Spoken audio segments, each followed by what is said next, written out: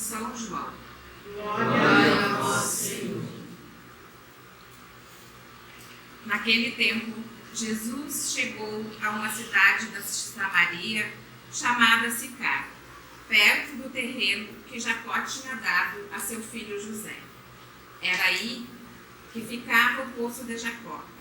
Cansado da viagem, Jesus sentou-se ao poço. Era por volta do meio-dia. Chegou uma mulher da Samaria para tirar água. Jesus lhe disse: Dá-me de beber? Os discípulos tinham ido à cidade para comprar alimentos.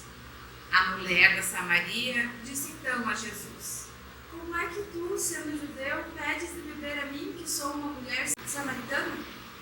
De fato, os judeus não se davam com o samaritano.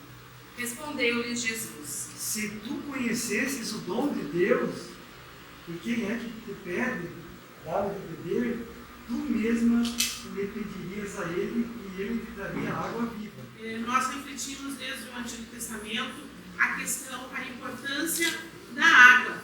A água como fonte de vida, a água como alimento, a água que sacia, a água que restaura. E agora nós somos convidados a refletir esse diálogo de Jesus com a samaritana.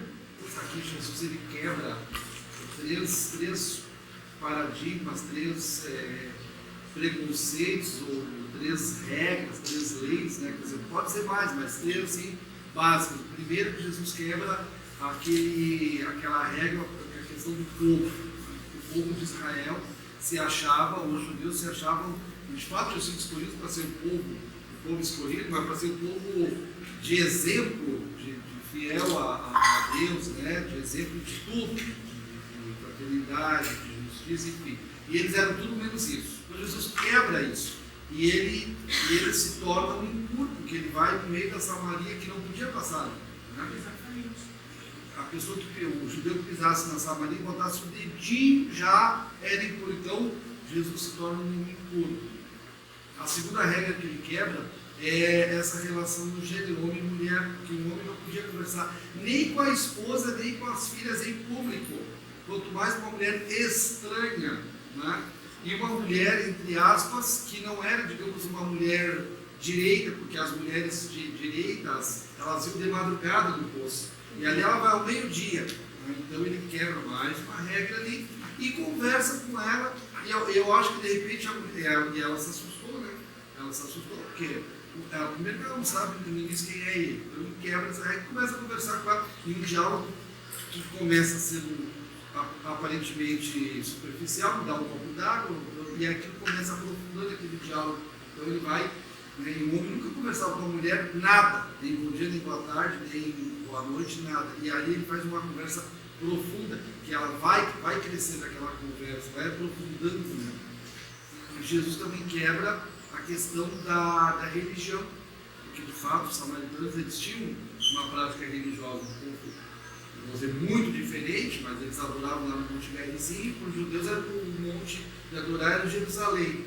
Então ele quebra essas três regras, e acho que isso aí para nós, como Caritas, é muito importante, porque a Caritas ela não pode ir ao encontro das pessoas com nenhuma regra.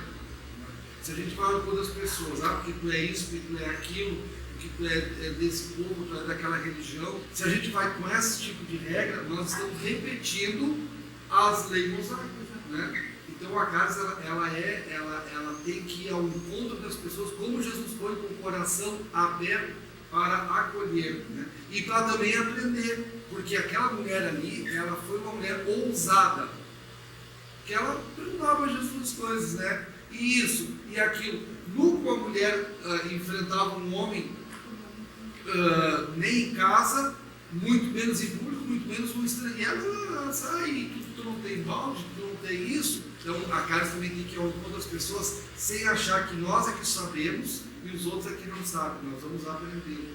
Então eu acho fantástico esse evangelho para o trabalho da Caritas. O instrumento da samaritana para evangelizar foi o balde. Qual é o meu instrumento? Qual é o balde que eu tenho que usar assim, durante essa quaresma? Eu descobri na oração, no jejum, na mais óleo, aquele propósito de espiritualidade, que eu tenho que exercitar para ser missionário.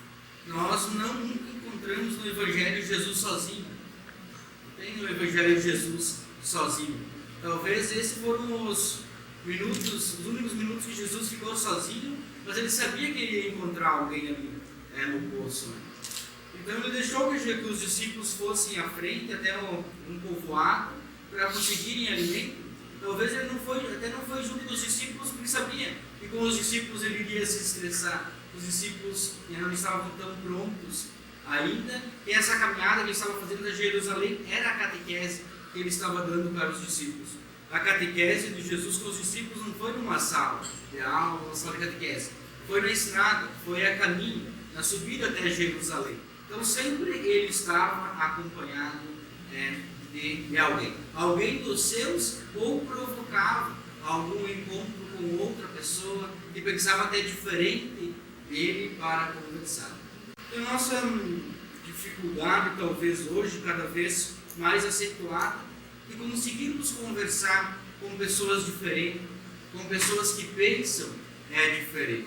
É fácil nós conversarmos com quem pensa igual a nós, mas no momento que nós precisamos defrontarmos as nossas ideias, defendermos a nossa ideia com respeito, ouvir a ideia dos outros também com respeito, cada vez está mais difícil. E Jesus, ele senta ali, ouve a mulher, fala com a mulher, cria uma relação tão grande que outras pessoas, outros samaritanos também vêm ali conversar com ele. E como diz no final também, que é muito significativo para nós já não cremos por causa da tua palavra, nós cremos porque nós fizemos uma experiência, nós conhecemos o Senhor.